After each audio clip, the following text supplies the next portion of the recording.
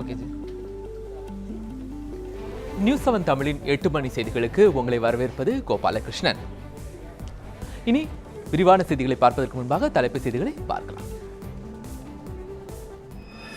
விழுப்புரம் அரசு மருத்துவமனையில் 48 மணி நேரத்தில் 8 குழந்தைகள் உயிரிழப்பு. சுகாதாரத்துறை அமைச்சர் விஜயபாஸ்கர் நேரில் ஆய்வு. திருப்பதி துப்பாக்கிச் சூட்டில் பலியான சசிகுமாரின் உடலை மறுபரிசோதனை செய்ய வேண்டும். ஆந்திர உயர்நீதிமன்றம் அதிரடி உத்தரவு.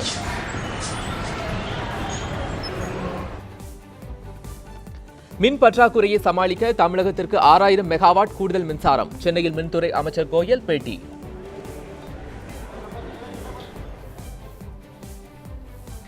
இந்தியாவில் சீர்திருத்தங்களை ஏற்படுத்திய மிகச்சிறந்த தலைவர் மோடி.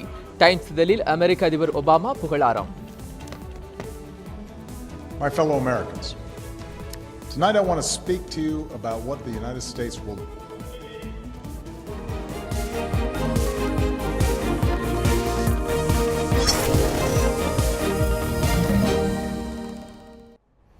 இனி விரிவான செய்திகளை பார்க்கலாம். விழுப்புரம் அரசு மருத்துவமனையில் குழந்தைகள் உயிரிழந்த சம்பவம் தொடர்பாக வதந்திகளை பொதுமக்கள் நம்ப வேண்டாம் என்று தமிழக அரசு கேட்டுக் கொண்டுள்ளது. அந்த மருத்துவமனையில் சுகாதாரத்துறை அமைச்சர் விஜயபாஸ்கர் தலைமையில் மருத்துவக் குழுவினர் இன்று ஆய்வு செய்தனர். விழுப்புரம் மாவட்டம் முண்டியம்பாக்கம் அரசு மருத்துவக் கல்லூரி மருத்துவமனையில் நேற்று மாலையும் நள்ளிரவிலும் மேலும் 4 குழந்தைகள் மரணமடைந்தன. உடனடியாக இறந்த குழந்தைகள் பெற்றோர்களிடம் ஒப்படைக்கப்பட்டு அனுப்பி வைக்கப்பட்டது. இதனால் ஆத்திரமடைந்த பெற்றோர்கள் மருத்துவர்களிடம் வாக்குவாதத்தில் ஈடுபட்டனர். சுவாச கோளாறு காரணமாகவே குழந்தைகள் உயிரிழந்ததாக மருத்துவர்கள் தரப்பில் தெரிவிக்கப்பட்டுள்ளது. கடந்த 48 மணி நேரத்தில் மட்டும் 8 குழந்தைகள் உயிரிழந்துள்ள நிலையில் இது தொடர்பாக சென்னையிலிருந்து சென்றுள்ள மருத்துவக் குழுவினர் ஆய்வு மேற்கொண்டனர். பின்னர் செய்தியாளர்களிடம் பேசிய அவர்கள் இதுபோன்ற சம்பவம் தொடராமல் தடுக்க நடவடிக்கை எடுக்கப்படுவதாக கூறினர். தமிழ்நாடு சுகாதாரத்துறையில ஒன் ஆஃப் த பெஸ்ட்டுங்க. டெலிவரி எல்லாத்துலயும் 99 விழுக்காடு அரசு நிலையங்கள் தான், நம்ம நிலையங்கள் ஆஸ்பத்திரிகள்ல தான் நிகழ்கிறது. அந்த மாதிரி இருக்கும்போது எப்பவுமே ஒரு சம்பவம் இருக்கும்போது நாங்க முன்னெச்சரிக்கை அந்த experts, team of experts, pediatrician நிபுணர்கள் அதையும் நம்ம ஒரு புரோட்டோகால மறுபடியும் பார்த்துருவோம். அது இந்த நல்ல அதே மாதிரி மற்ற தாய்மார்கள்டையும் நாங்க பேசினோம். அவங்களும் இப்ப இங்க நல்ல முறையில் நடக்கிறதுனால தான் 90 விழுக்காடு அரசு நிலையங்கள்ல நடக்கிறது டெலிவரி. இல்லைங்க, அதெல்லாம் இவங்க இல்ல எல்லாமே வென்டிலேட்டர்ல சில குழந்தைகள் இருக்குங்க. அது எப்பவுமே இயல்பா வென்டிலேட்டர்ல மற்ற குழந்தை இப்ப நீங்களும் உள்ள பாத்திருப்பீங்க. ஒரு 8 வென்டிலேட்டர் இருக்கிறதுனால 8 அதுல வென்டிலேட்டர்ல இருக்கிற குழந்தைகளும் இருக்காங்க. தேவையான வதந்திகளையும் நம்ப வேண்டாங்க. நல்ல முறையில ட்ரீட்மெண்ட் செய்யறதுக்கு அனைத்து நடவடிக்கையும் எடுத்திருக்கோங்க. ஊதிய உயர்வு உள்ளிட்ட பல்வேறு கோரிக்கைகளை வலியுறுத்தி சத்துணவு ஊழியர்கள் தமிழகம் முழுவதும் 2வது நாளாக வேலைநிறுத்த போராட்டத்தில் ஈடுபட்டு வருகின்றனர். தமிழ்நாடு சத்துணவு ஊழியர்கள் சங்கம் சார்பில் ஊதிய உயர்வு, காலமுறை ஊதியம், காலி பணியிடங்களை நிரப்ப வேண்டும் என்பன உள்ளிட்ட கோரிக்கைகளை வலியுறுத்தி 2வது நாளாக இன்று திருவாரூர் ரயில் நிலையம் முன்பு உண்ணாவிரத போராட்டம் நடைபெற்றது. இதில் 500க்கும் மேற்பட்டோர் கலந்து கொண்டனர்.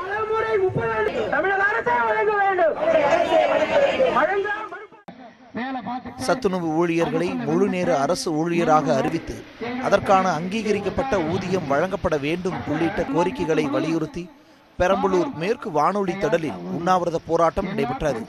இதில் 200க்கும் மேற்பட்ட சத்துணவு ஊழியர்கள் கலந்து கொண்டனர். கால் நூற்றாண்டை கடந்து 32 ஆண்டு காலமாக இந்த திட்டத்திலே பணியாற்றி கொண்டிருக்கும் சத்துணவு ஊழியர்களை எந்த அரசும் இதுவரையில் நிரந்தரம் செய்யப்படாமல் இருக்கிறது. எனவே 32 வருட காலமாக போராடி வரும் சத்துணவு ஊழியர்களை முழு நேர அரசு ஊழியராக அறிவித்து ஊதிய குழுவால் அங்கீகரிக்கப்பட்ட ஊதியம் வழங்கிட வேண்டும். இதேபோன்று தஞ்சாவூர், திருப்பூர், கரூர், ஈரோடு, திருவண்ணாமலை, விழுப்புரம் உள்ளிட்ட பல்வேறு மாவட்டங்களில் சத்துணவு ஊழியர் சங்கத்தினர் உண்ணாவிரத போராட்டத்தில் ஈடுபட்டனர். செய்தி பிரிவு நியூஸ் 7 தமிழ். சத்துணவு ஊழியர்களின் வேலைநிறுத்த போராட்டம் தேவையற்றது என்று தமிழக அரசு விளக்கம் அளித்துள்ளது. இதுகுறித்து அரசு தரப்பில் வெளியிடப்பட்டுள்ள செய்திக்குறிப்பில் கடந்த 13ஆம் தேதி நடைபெற்ற பேச்சுவார்த்தையில் பதவி உயர்வு, ஊதிய உயர்வு, காப்பீட்டு திட்டம், படி, மகப்பேறு, விடுப்பு உள்ளிட்ட 12 கோரிக்கைகள் அரசால் ஏற்றுக்கொள்ளப்பட்டதாக தெரிவிக்கப்பட்டுள்ளது. எனினும் பழனிசாமி என்பவர் தலைமையில் செயல்படும் சங்கம் மட்டும் இன்று வேலைநிறுத்தத்தில் போராட்டத்தில் ஈடுபட்டுள்ளதாகவும், ஆனால் முன்னெச்சரிக்கை நடவடிக்கையில் 95% மேலான ஊழியர்கள் பணிக்கு வந்துள்ளதாகவும் தமிழக அரசு தெரிவித்துள்ளது. பள்ளிகளில் தேர்வு நடைபெற்று வரும் நிலையில் சுமார் 40 லட்சம் பள்ளி மாணவர்களுக்கு தடையின்றி சத்துணவு வழங்கப்படுவதாகவும் தெரிவிக்கப்பட்டுள்ளது. அரசை முன்வந்து பேச்சுவார்த்தை மூலம் வழங்கிய பல்வேறு சலுகைகளை பெற்ற பின்னரும் குறிப்பிட்ட சங்கத்தால் மேற்கொள்ளப்பட்ட வேலைநிறுத்த போராட்டம் தேவையற்றது என்று தமிழக அரசு தெரிவித்துள்ளது. தமிழகத்தில் நிலவும் மின் பற்றாக்குறையை போக்க 6000 மெகாவாட் மின்சாரம் வழங்கப்படும் என்று மத்திய மின்சாரத்துறை இணையமைச்சர் பியூஷ் கோயல் தெரிவித்துள்ளார். சென்னை விமான நிலையத்தில் இன்று செய்தியாளர்களிடம் பேசிய அவர், தமிழகத்தில் கோடை காலத்தில் மின் பற்றாக்குறையை போக்க நடவடிக்கை எடுக்கப்பட்டு வருவதாக தெரிவித்தார். மின் பற்றாக்குறையை சமாளிக்க தென் மாநிலங்களுக்கு அடுத்த 2 ஆண்டுகளில் போதிய மின்சாரம் வழங்கப்படும் என்றும் பியூஷ் கோயல் தெரிவித்தார்.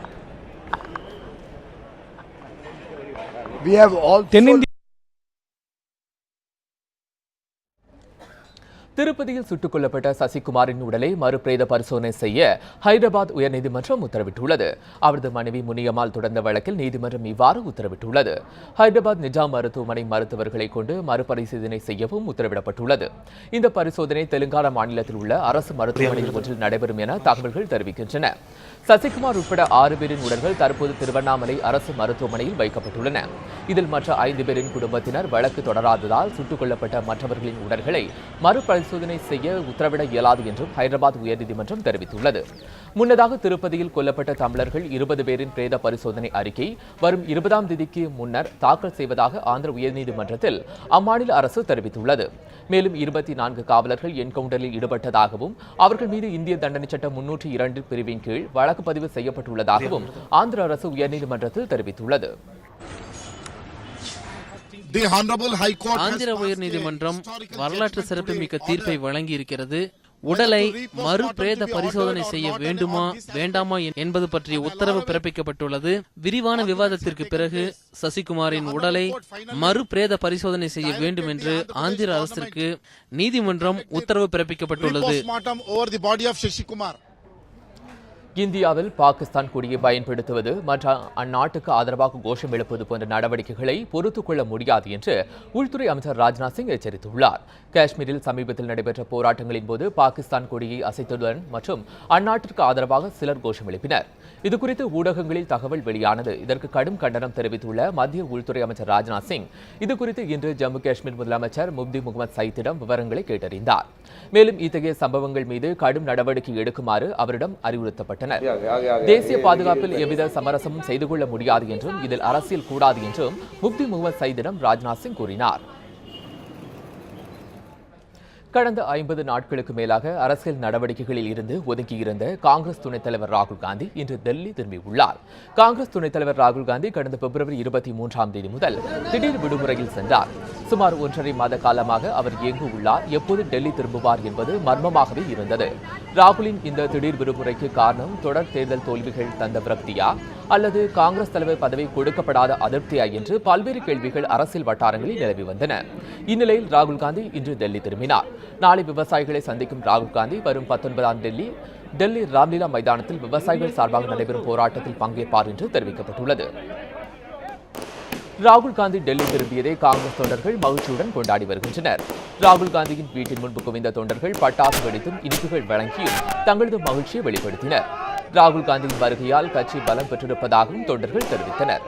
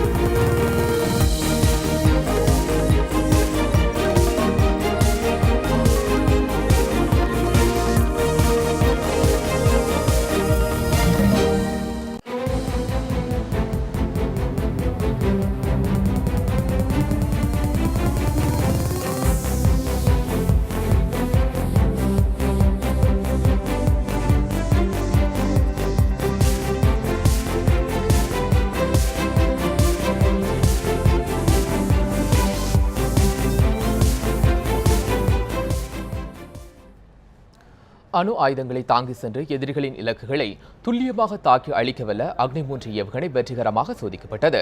ஒடிசாவின் வீலர் தீவிலிருந்து ஏவப்பட்ட இந்த ஏவுகணை வெற்றிகரமாக இலக்கை தாக்கியதாக பாதுகாப்பு மேம்பாடு மற்றும் ஆராய்ச்சித்துறை அதிகாரிகள் தெரிவித்தனர். இந்த ஏவுகணை 5000 கிலோமீட்டர் தூரம் வரை அணு ஆயுதங்களை தாக்கி சென்று இலக்குகளை துல்லியமாக தாக்கும் திறன் கொண்டது என்றும் விஞ்ஞானிகள் தெரிவித்தனர். அக்னி வரிசையில் இதுவரை ஏவுகணைகள் தயாரிக்கப்பட்டு சோதனை நடத்தப்பட்டுள்ளன. பிரதமர் நரேந்திர மோடியின் எழுச்சி இந்தியாவின் வளர்ச்சியை எடுத்துக் காட்டுவதாக அமெரிக்க அதிபர் ஒபாமா புகழ்ந்துள்ளார். நரேந்திர மோடி உட்பட 100 பேரே உலகின் செல்வாக்கு மிக்க நபர்கள் என்று டைம்ஸ் பத்திரிகை பட்டியலிட்டுள்ளது. இது தொடர்பாக அந்த பத்திரிகையில் கட்டுரை ஒன்றை எழுதியுள்ள அதிபர் ஒபாமா மோடியை வெகுவாக புகழ்ந்துள்ளார். வறுமையிலிருந்து பிரதமர் பதவிக்கு உயர்ந்தவர் அவர் என்றும் ஒபாமா குறிப்பிட்டுள்ளார். இந்தியாவில் சீர்திருத்தங்களை ஏற்படுத்திய தலைச்சிறந்த தலைவர் என்று பாராட்டியுள்ள அவர் மோடியின் எழுச்சி இந்தியாவின் வளர்ச்சியை எடுத்துக் காட்டுவதாக தெரிவித்துள்ளார். மோடியின் வழியை ஏராளமான இந்தியர்கள் பின்பற்றுவார்கள் என்று நம்பிக்கை தெரிவித்துள்ள ஒபாமா இதன் மூலம் வறுமை ஒழிப்பு, கல்வித்துறையில் வளர்ச்சி, பெண்களுக்கு அதிக உரிமை ஆகியவை இந்தியாவில் வலுப்பெறும் என்று தெரிவித்துள்ளார். ஒபாமாவின் பாராட்டிற்கு ட்விட்டர் மூலம் மோடி நன்றி தெரிவித்துள்ளார்.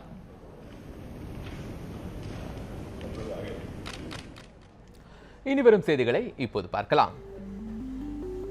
நடிகை சுகன்யா தொடர்ந்த வழக்கில் தனியார் தொலைக்காட்சிக்கு 10 லட்சம் ரூபாய் அபராதம். சென்னை விமான நிலையத்தில் 41வது முறையாக கண்ணாடி உடைந்து விபத்து. விபரம் ஒரு சிறிய இடைவேளைக்கு பிறகு. நியூஸ் 7 தமிழ், பொறுப்பும் பொது நலமும். நியூஸ் 7 தமிழ் செய்திகள் தொடர்கிறது. நடிகை சுகன்யா குறித்து சந்தன கடத்தல் வீரப்பன் தெரிவித்த கருத்துக்களை ஒளிபரப்பிய தனியார் தொலைக்காட்சிக்கு 10 லட்சம் ரூபாய் அபராதம் விதித்து சென்னை விரைவு நீதிமன்றம் தீர்ப்பளித்துள்ளது. 1996ஆம் ஆண்டு தனியார் தொலைக்காட்சியில் சந்தன கடத்தல் வீரப்பனின் பேட்டி ஒளிபரப்பானது. இதில் வீரப்பன் தெரிவித்த கருத்து தனக்கு அவப்பெயர் ஏற்படுத்தியதாக நடிகை சுகன்யா சென்னை உயர்நீதிமன்றத்தில் வழக்கு தொடர்ந்தார். பின்னர் இந்த வழக்கு விரைவு நீதிமன்றத்திற்கு மாற்றப்பட்டது. பல ஆண்டுகளாக நடைபெற்ற வழக்கில் நீதிபதி சந்திரசேகர் இன்று தீர்ப்பளித்தார். அதில் தனியார் தொலைக்காட்சி நிறுவனம் நடிகை சுகன்யாவிற்கு 10 லட்சம் ரூபாய் நஷ்டஈடு வழங்க உத்தரவிட்டார்.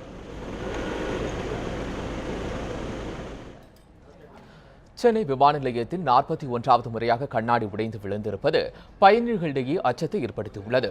சென்னை பன்னாட்டு விமான நிலையத்தில் மேற்கூரை கண்ணாடிகள் நொறுங்கி விழுவது தொடர் கதையாகி வருகிறது. இன்று பிற்பகல் விமான நிலையத்தின் ஒரு பகுதியில் கண்ணாடி விழுந்து நொறுங்கியது. அந்த வழியாக பயணிகள் யாரும் செல்லாததால் பாதிப்பு எதுவும் இல்லை. 41வது முறையாக கண்ணாடி விழுந்து உடைந்திருப்பது பயணிகளிடையே அச்சத்தை ஏற்படுத்தியுள்ளது.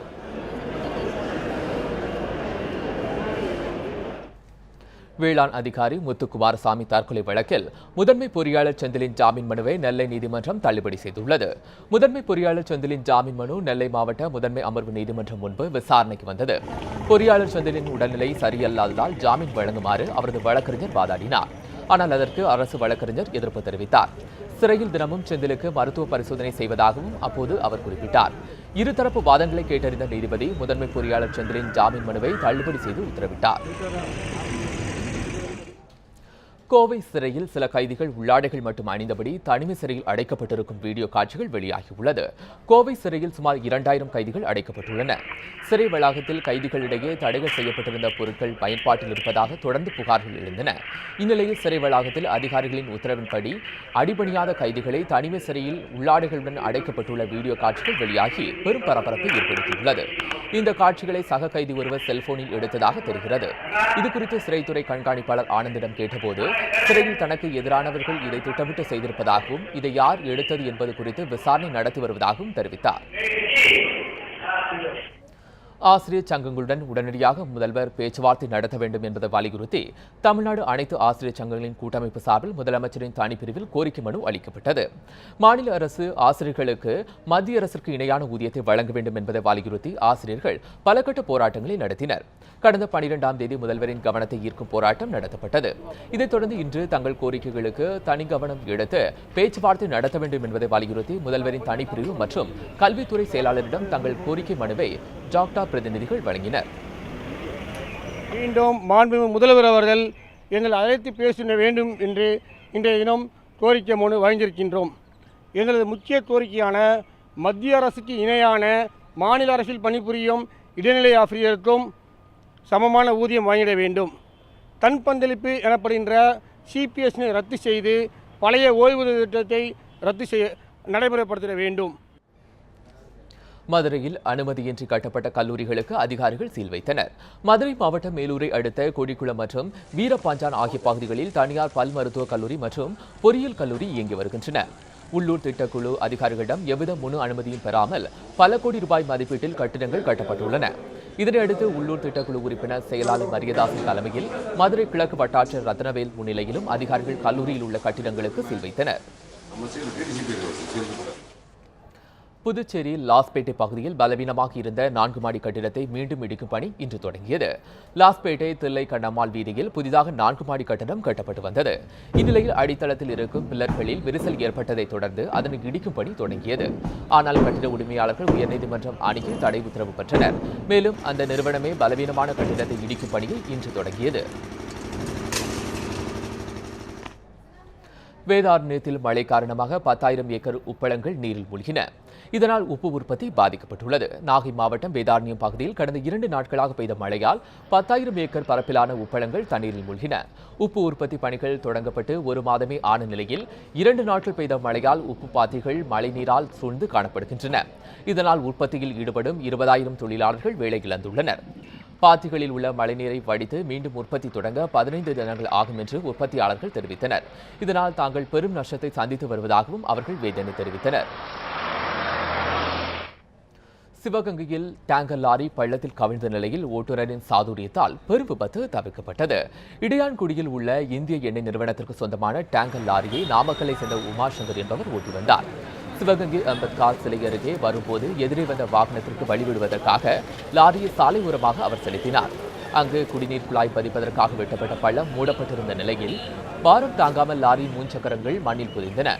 ஓட்டுநர் சாதாரணமாக லாரியை நிறுத்தியதால் பெரும் விபத்து தவிர்க்கப்பட்டது.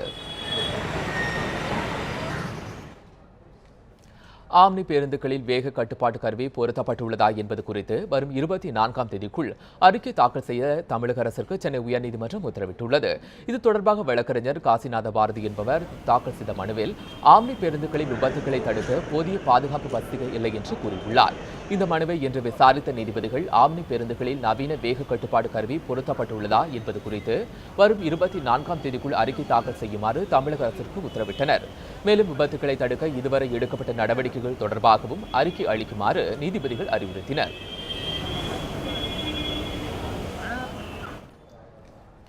கடலோர காவல்படையின் பயன்பாட்டிற்காக அதிநவீன கடற்கரை ரோந்து வாகனம் அறிமுகப்படுத்தப்பட்டுள்ளது. சென்னை மெரினா கடற்கரையில் தமிழக கடலோர காவல்படையின் சார்பில் 12 அதிநவீன ரோந்து வாகனங்கள் அறிமுகப்படுத்தும் நிகழ்ச்சி இன்று நடைபெற்றது. ஆல் டெரெயின் வெஹிக்கிள் என்று ஆங்கிலத்தில் கூறப்படும் இந்த வாகனம் சாலையில் மட்டுமின்றி கடற்கரை மணலிலும் விரைந்து செல்லும் வண்ணம் வடிவமைக்கப்பட்டுள்ளது. சென்னை, திருவண்ணாமலை, தஞ்சாவூர், கன்னியாகுமரி, புதுக்கோட்டைகளில் உள்ள கடற்கரையோர மாவட்டங்களில் பாதுகாப்பு பணியில் ஈடுபடுத்தப்படும் என்றும் காவல்துறை தெரிவித்துள்ளது. கடலோர கண்காணிப்பு பணியில் இந்த வாகனம் பயன்படுத்தப்படுவதன் மூலம் பாதுகாப்பு அதிகரிக்கும் என்றும் நிகழ்ச்சியில் கலந்து கொண்ட தமிழக கடலோர காவல் படையின் கூடுதல் டிஜிபி சைலேந்திரபாபு தெரிவித்தார். இனிவரும் செய்திகளை இப்போது பார்க்கலாம். ஊழியர்களுக்கு 2600 கோடி ரூபாய் போனஸ் வழங்கியது TCS. சென்னையில் நடைபெறவுள்ள IPL போட்டிகளுக்காக சில மணி நேரத்தில் விற்று தீர்ந்த டிக்கெட்கள். விவரம் ஒரு சிறிய இடைவேளைக்கு பிறகு. நியூஸ் 7 தமிழ், பொறுப்பும் பொது நலமும். நியூஸ் 7 தமிழ் செய்திகள் தொடர்கிறது. தங்கம் விலை இன்று ஒரே நாளில் சவரனுக்கு 136 ரூபாய் அதிகரித்துள்ளது. 22 கேரட் ஆபண தங்கத்தின் 1 கிராம் விலை ரூபாய் 2525க்கு விற்பனையாகிறது. மேலும் சவரனுக்கு 136 ரூபாய் உயர்ந்து 20,200 ரூபாய்க்கு விற்பனையாகிறது.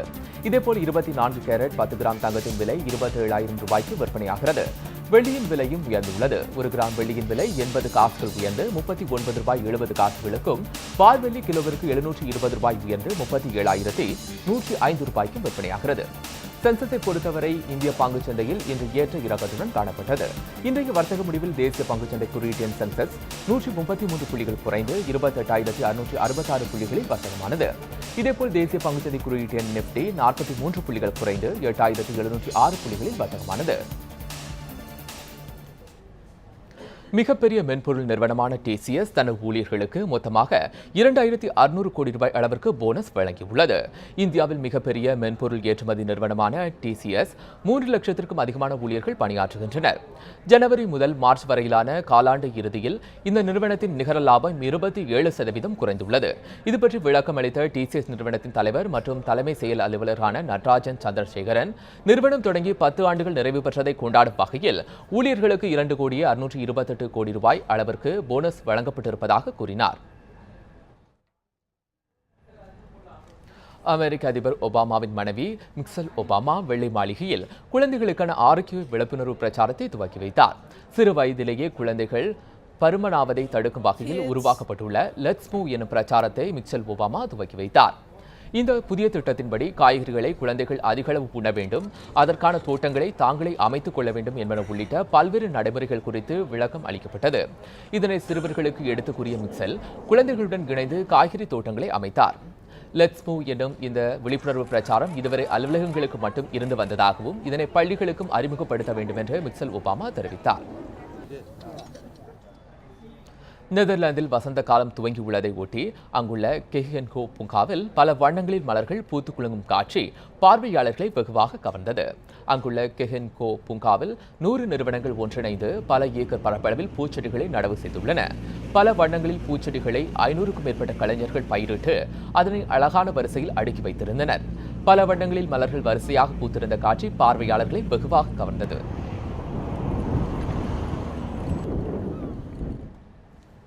முன்னாள் கேப்டன் சௌரவ் கங்குலி இந்திய கிரிக்கெட் அணியின் பயிற்சியாளராக நியமிக்கப்பட வாய்ப்புள்ளதாக தகவல்கள் வெளியாகியுள்ளது.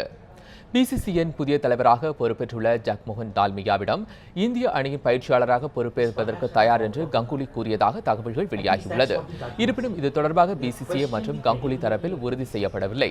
தற்போது இந்திய கிரிக்கெட் அணியின் பயிற்சியாளராக இருக்கும் ஜிம்பாப்வேயின் டங்கன் பிளாசர் பதவிக்காலம் உலகக்கோப்பை போட்டியோடு முடிவடைந்துள்ள நிலையில் இந்த தகவல் வெளியாகியிருப்பது.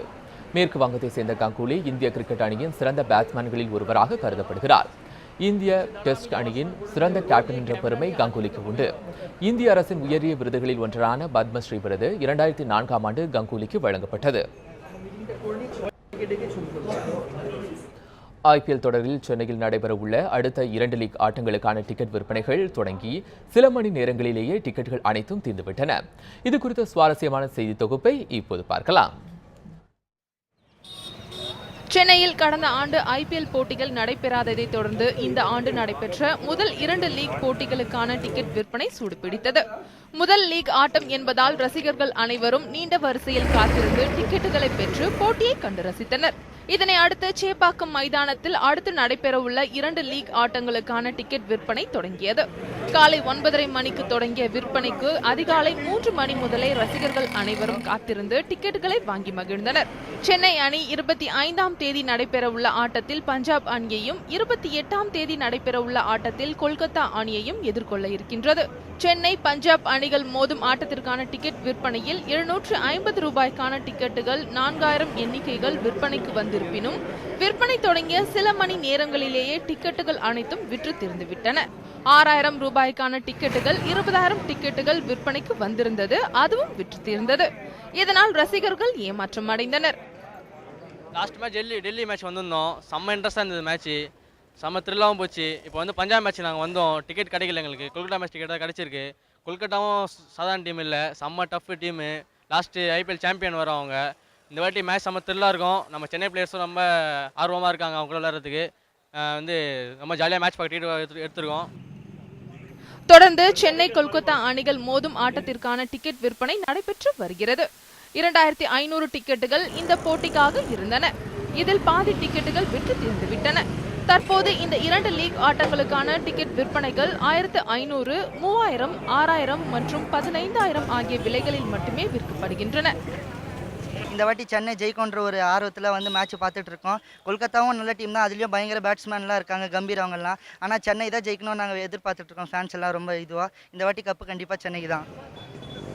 டிக்கெட்டின் விலை எவ்வளவாக இருந்தாலும் IPL மீது ரசிகர்கள் அனைவரும் கொள்ளை பிரியம் வைத்துள்ளனர் என்பதற்கு சென்னை பஞ்சாப் அணிகளுக்கான டிக்கெட் விற்பனை சிறந்த உதாரணமாக இருக்கின்றது.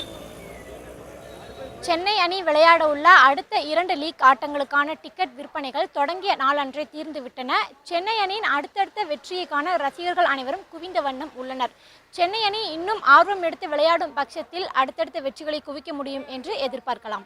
மீனா, நியூஸ் 7 தமிழ், சென்னை. இத்துடன் இந்த செய்தி தொகுப்பு நிறைவடைந்தது. நியூஸ் 7 தமிழ் தொலைக்காட்சியை www.ns7.tv என்ற இணையதளத்திலும் பார்க்கலாம்.